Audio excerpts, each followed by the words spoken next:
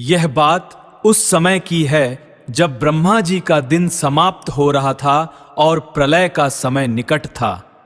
हिंदू धर्म ग्रंथों के अनुसार सृष्टि के चक्र में जब जब अधर्म बढ़ता है या प्रधर्म बढ़ता है या प्रलय का समय आता है, भगवान विष्णु धर्म की रक्षा के लिए अवतार लेते हैं। इस कथा के मुख्य पात्र हैं राजा सत्यव्रत, जो आगे चलकर वैवस्वत मनु के नाम से जाने गए। राजा सत्यव्रत बहुत ही पुण्यात्मा, दयालु और भगवान विष्णु के परम भक्त थे। एक दिन जब वे कृतमाला नदी में स्नान कर तर्पण कर रहे थे, तब उनके साथ एक ऐसी घटना घटी जिसने आने वाली पूरी मानवता का भविष्य बदल दिया। सत्यव्रत ने जैसे ही अपनी अंजलि में जल लिया, उनके हाथ में जल के साथ एक छोटी सी सुनहरी मछली आ गई। राजा ने उस मछली को वापस नदी में छोड़ना चाहा, लेकिन तभी वापस मनुष्य की आवाज में बोली, हे राजन, मुझे इस जल में मत छोड़िए, यहां बड़े जीव मुझे खा जाएंगे, कृपा कर मेरी रक्षा करें। राजा सत्यव्रत ने जैसे ही उस नन्ही मछली को अपने कमंडल में डाला, चमत्कार की शुरुआत वहीं से हो गई।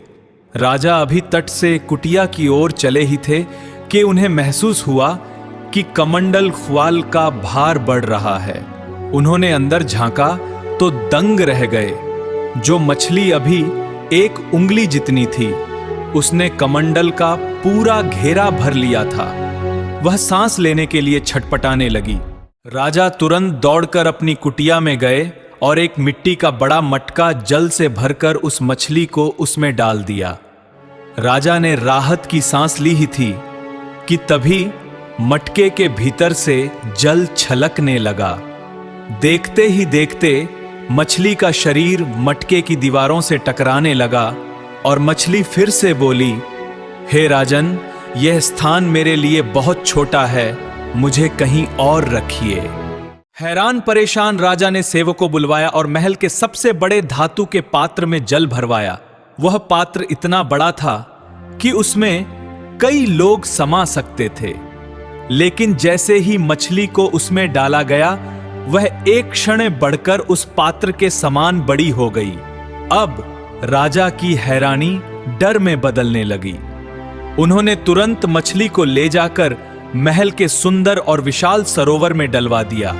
राजा को लगा कि अब यह मछली यहां शांति से रह सकेगी, परंतु अगले ही पल सरोवर का जल स्तर बढ़ने लगा। मछली ने एक ही डुबकी लगाई और उसका शरीर सरोवर के एक छोर से दूसरे छोर तक पहुंच गया। कमल के फूल टूट गए और पानी बाहर बहने लगा। अब वह मछली एक विशाल वैल से भी बड़ी दिखने लगी थी। राजा सत्यव्रत पसीने पसीने हो गए। उन्होंने सोचा कि शायद नदी ही इसका भार सह सकेगी।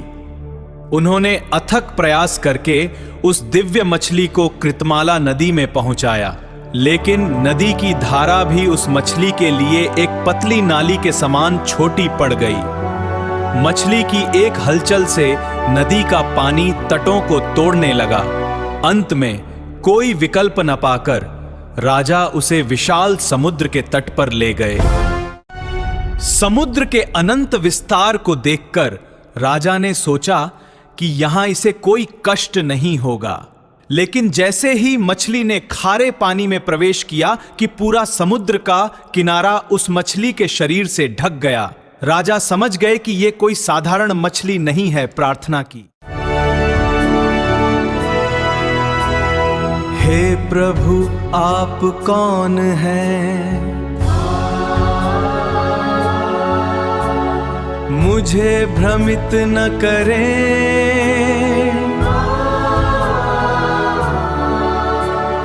अपनी माया से।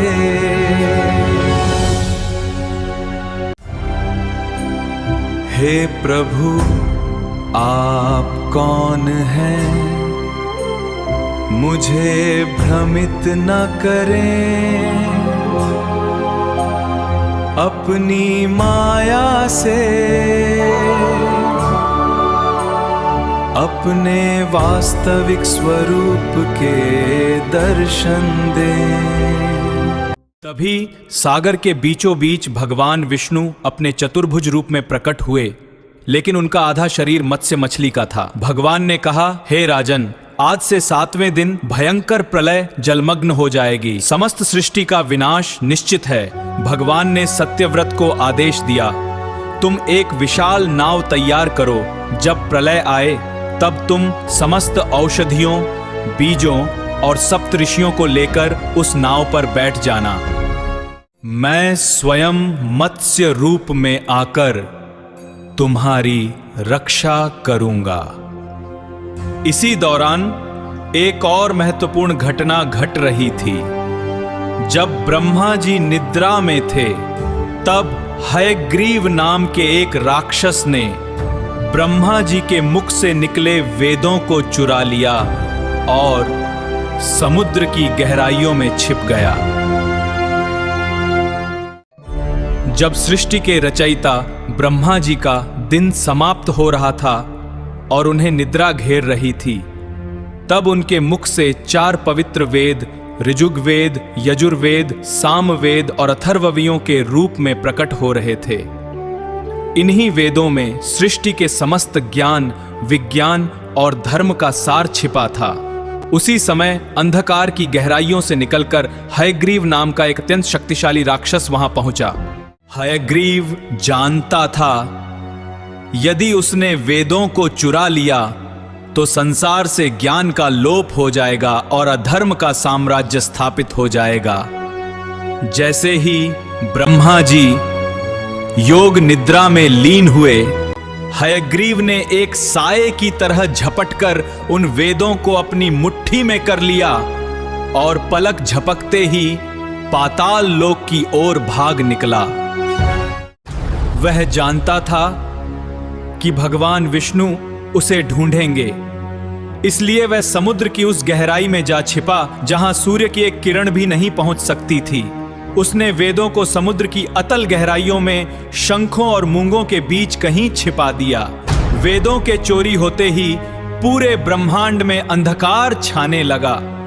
ऋषियों मुनियों का तपोबल कम होने लगा और देवताओं में खलबली मच गई। समुद्र के भीतर एक भीषण हलचल मच गई जब हयग्रीव ने देखा कि एक विशाल मछली उसकी ओर बिजली की गति से आ रही है, तो वह डरने के बजाय क्रोधित हो उठा। हयग्रीव और मत्स्य भगवान के बीच समुद्र की गहराइयों में एक अद्भुत युद्ध छिड़ गया।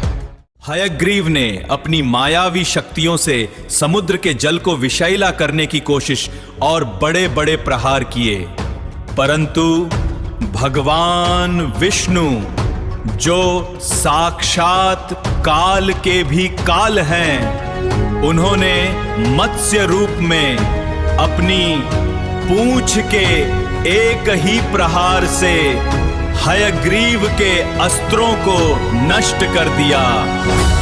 अंत में भगवान ने अपने दिव्य मुख से हयग्रीव को पकड़ लिया और उसका वध कर दिया। हयग्रीव के अंत के साथ ही अधर्म का नाश हुआ।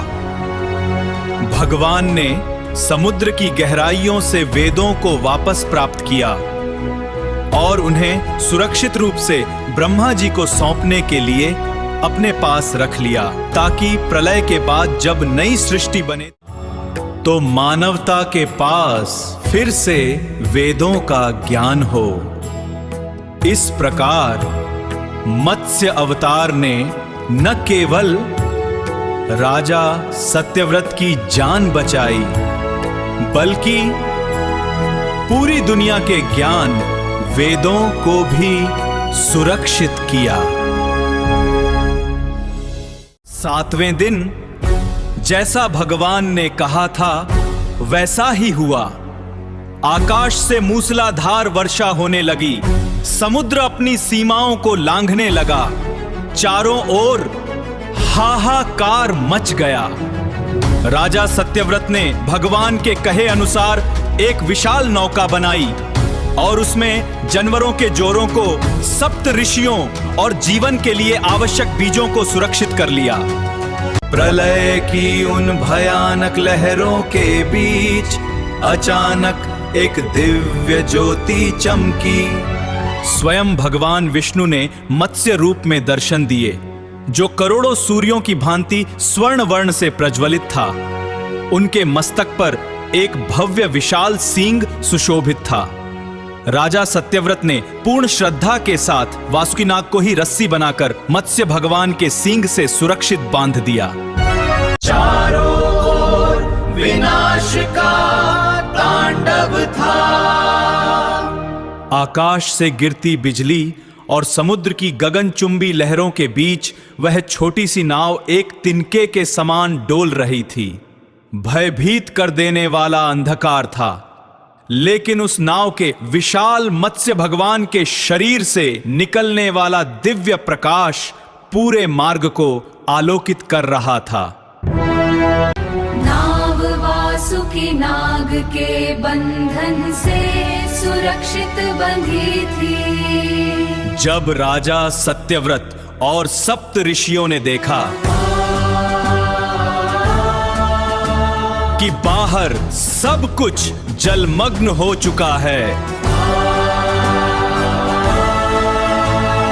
और अब केवल ईश्वर ही एकमात्र सहारा है, तब राजा ने मत्स्य रूपी भगवान से प्रार्थना की, हे प्रभु, इस महाविनाश के समय मेरे मन में जिज्ञासा उठ रही है।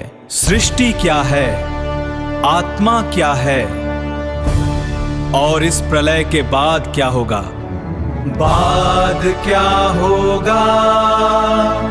कृपा कर मेरा मार्गदर्शन करे। प्रलय की उस भयंकर गर्जना के बीच भगवान विष्णु की मधुर और गंभीर वाणी गूंजी। उन्होंने राजा सत्यव्रत को जो उपदेश दिया वही आज मत्स्य पुराण के नाम से जाना जाता है।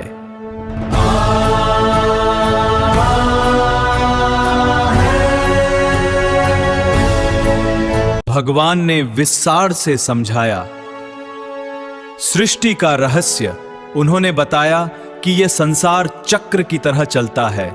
जैसे दिन के बाद रात आती है, वैसे ही सृष्टि के बाद प्रलय और फिर पुनर्जन्म निश्चित है। यह प्रलय अंत नहीं,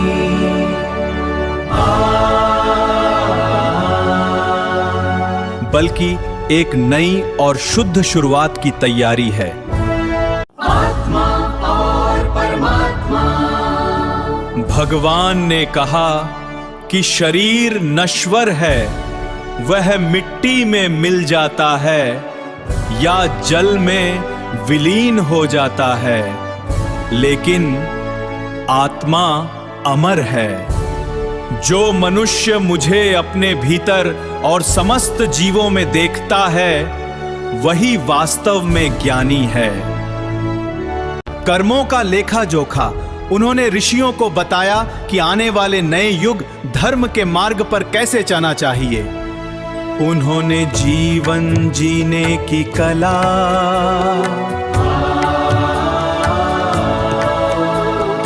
औषधियों के गुण,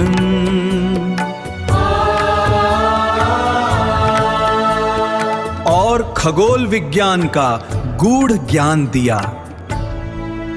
भक्ति का मार्ग भगवान ने समझाया कि जब अहंकार बढ़ता है तब विनाश आता है, लेकिन जो सरल हृदय से मेरी शरण में आता है, मैं उसे इस संसार रूपी सागर से वैसे ही पार लगा देता हूं जैसे आज तुम्हारी इस नाव को पार लगा रहा हूं।